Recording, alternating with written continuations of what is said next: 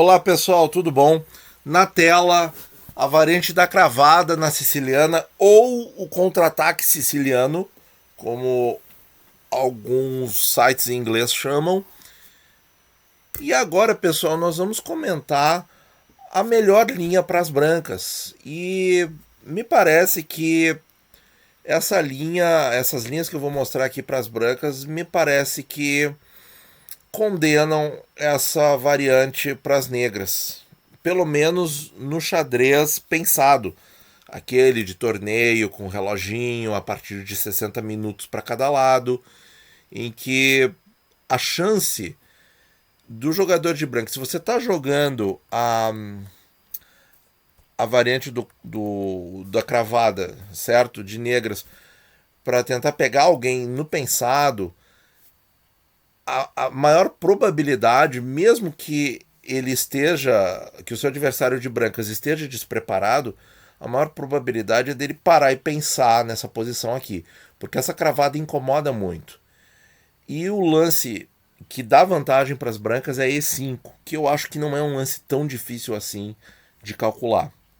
Nós temos sim algumas linhas bem táticas, um pouco assustadoras. Ah, mas eu vou ter que memorizar tudo isso. E a minha resposta é não vai precisar.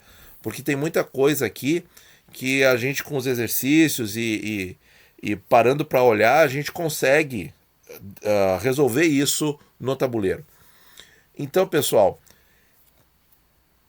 se nós estamos de brancas e o nosso adversário jogou a linha da cravada, a gente vai jogar E5. E o melhor lance é cavalo D5, certo? Nós não vamos nos assustar. Nós vamos jogar bispo D2. E aqui eu estou dando os melhores teóricos. Cavalo por C3.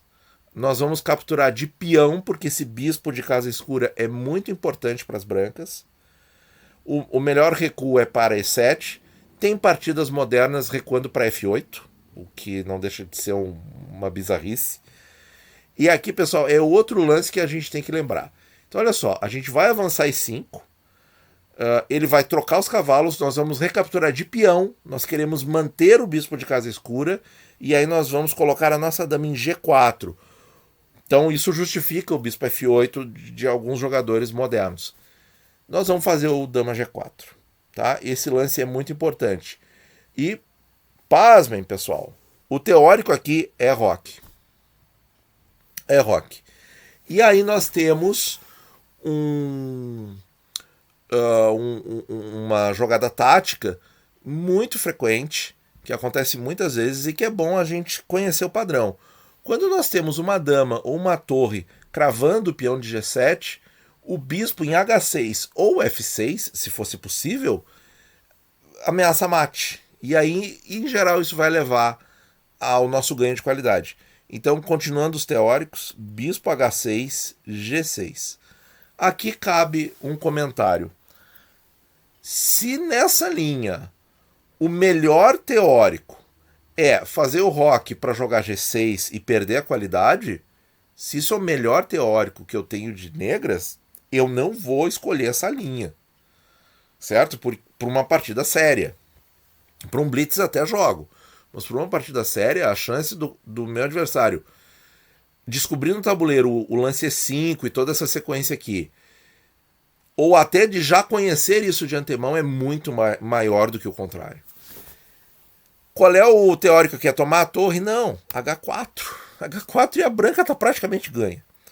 Dama A5, ameaçou C3, ameaçou E5. Notaram ali? Dama G3, defendeu os dois. D6, contra-ataque no centro. Cavalo B5, certo? Cavalo D7. H5. Vejam que é tranquilo, né, para as brancas. Cavalo por E5. Sim, sacrifício de peão. F4. Bispo D7. Ele não está sacrificando o cavalo. É uma troca diferente de peça menor. F por E5, bispo por B5, bispo por B5, dama por B5, bispo F8, torre F8 e vantagem decisiva para as brancas. Apesar do rei mais exposto, apesar da estrutura de peões quebrada, mas nós temos ataque no flanco rei e nós temos vantagem material. Então, pessoal, essa é a linha teórica. Se você se sente com certa dificuldade de ganhar isso aqui de brancas, eu sugiro treinar essa posição com vários dos bots lá do chess. Você monta a posição e joga contra vários bots para ver possíveis planos diferentes das negras e você jogar com essa qualidade a mais, mas reexposto, estrutura de peões pior, mas também com prospecto de ataque no flanco rei. Agora, pessoal, vamos ver então essa siciliana com, ao invés do cavalo D5, o cavalo E4, que é o que eu acho que vai acontecer mais nos blitz e entre amadores. E4, C5, cavalo F3, E6, D4, CD4, cavalo D4, cavalo F6, cavalo C3, bispo B4, E5, cavalo E4. Esse lance é muito mais ao gosto do jogador amador, porque ele vai querer jogar D5 e por aí vai. Nessa situação aqui, nós vamos jogar dama G4 e vamos deixar a captura em C3, certo? Bispo por C3 não faz muito sentido, porque nós vamos recapturar e ganhar em G7 ou fazer a mesma coisa com o bispo H6 caso ele roque. Então ele toma de cavalo. E aqui, pessoal, nós não temos preocupação com possíveis descobertos. Não há necessidade de jogar bispo D2 nessa posição. Os descobertos, o cavalo dá uma pausa e procure ver todas as casas para onde o cavalo negro pode ir, dando o descoberto nosso rei. Ele não ameaça uma torre, ele não ameaça a dama, não faz nada. Então o melhor lance aqui é dama G7. Melhor da posição, torre F8. Melhor da posição, A3. E aí, pessoal, isso aqui também é uma coisa legal da gente aprender e colocar no nosso repertório de temas. Quando a gente tem uma cravada com um cheque iminente, a gente pode ameaçar a peça que vai dar esse cheque, porque quem vai dar o cheque é o bispo. Ele vai tirar o cavalo e o cheque vai ser de bispo. A gente ameaça esse bispo. Se ele recuar, a gente joga B4. E se ele der o cheque, a gente captura o bispo. Então, continuando nos teóricos, cavalo B5 cheque, capturamos o bispo, ele captura o nosso cavalo. Bispo G5 ameaçando a dama, e olhem a fraqueza das casas escuras das negras. Vem dama B6, e isso assusta um pouco. Bispo H6 ameaça F8, mate. Vem dama B4 cheque. Sim, a linha assusta um pouco. Parece que as negras têm muito contra-jogo aqui. Defendeu a torre, deu cheque, ganhou peão. C3, garfinho básico. Cavalo F5, contra garfo, certo? C por B4, não foi sacrifício de dama, porque agora ele recupera a dama. Cavalo por G7, mas aí vem bispo por G7. E essa posição aqui, pessoal? Bastante semelhante à posição anterior. Mas depois das complicações, o que sobra? Sobra uma posição com número igual de peões. Sim, a nossa estrutura é um pouco pior. Nós temos o par de bispos, nós temos o domínio das casas escuras e nós temos uma vantagem colossal de desenvolvimento. Também de espaço, porque o nosso peão em E5 é forte.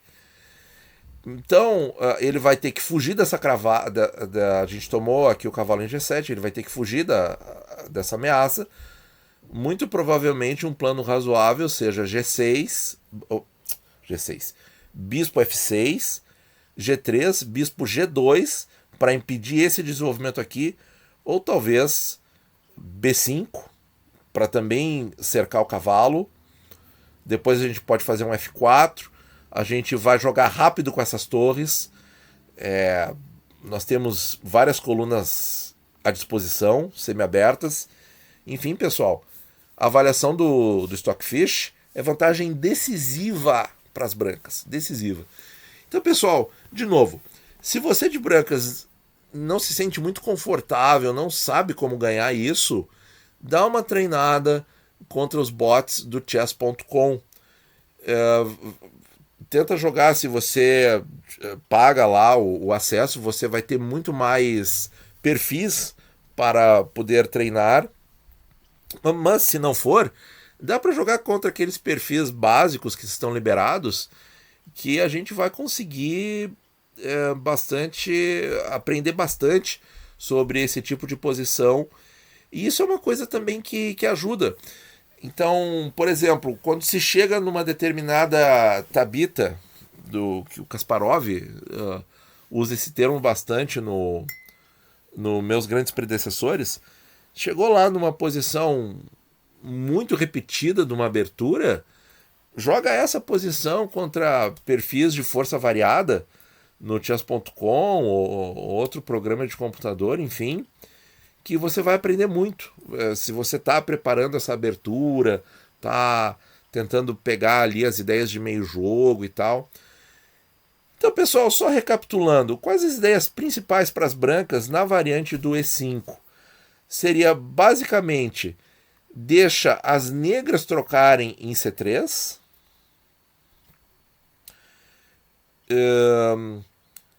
Aqui nós vamos preservar o bispo de casa escura e nós vamos jogar em algum momento rápido o dama G4 e vamos atacar esse flanco rei, certo?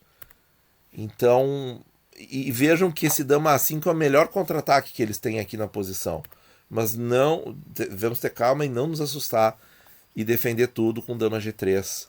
E aqui realmente eu não sei plano melhor para as negras tentar se recuperar disso. Deixa eu ver aqui se eu tenho aqui alguma informação no livro de aberturas. Ele dá como outra opção torre D8, H5, D6, H por G6, F por G6, bispo F4, D por E5, bispo por E5, domínio total das brancas nas casas escuras, torre E4, torre D5, F4, cavalo D7, bispo C4. E aqui, pessoal, tem até isso como teórico.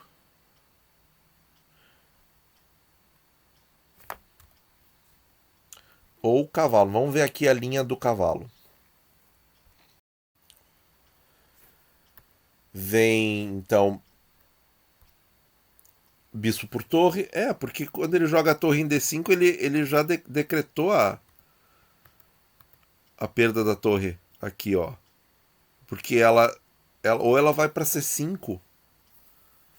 Será que torre C5 tem alguma coisa? Vamos ver aqui. Tem sequência de mate com dama G6. Uau! Vamos ver esse exercício, pessoal. Dama G6. HG. Bispo E6. Rei F8. E torre H8. Que maravilha. Bom, pessoal, deixa eu tirar aqui o peixe. Eu não quero perder o tempo de vocês. Então, assim, ó. Mesmo ele... vejam que essa linha aqui, ela tá no banco de dados do ChessBase. Vejam que mesmo esse torre D8... Opa, não é isso que eu queria. Vejam que mesmo o torre D8 parecendo mais saudável, as negras não têm plano. Não tem plano, e as brancas têm. Tem um plano claro aqui. E parece que o rei está muito exposto, mas as negras não tem como tirar muito proveito disso. E aqui as brancas já têm vantagem decisiva. Então esse torre D5 é uma tentativa infrutífera de chegar em algum lugar. Só para concluir, pessoal, vamos ver aqui o cavalo E5, como é que fica. Bispo por torre já tem vantagem material, não é muito complicado de ver. E aqui acabou a linha com vantagem decisiva para as brancas. É isso, pessoal. Então, muito cuidado ao jogar a variante da cravada ou o contra-ataque siciliano de negras. Muito cuidado, porque se as brancas estiverem preparadas, vai ser uma partida em que você vai ter que defender uma posição difícil e provavelmente com material a menos, tá bom? Muito obrigado por ouvir e bons jogos a todos.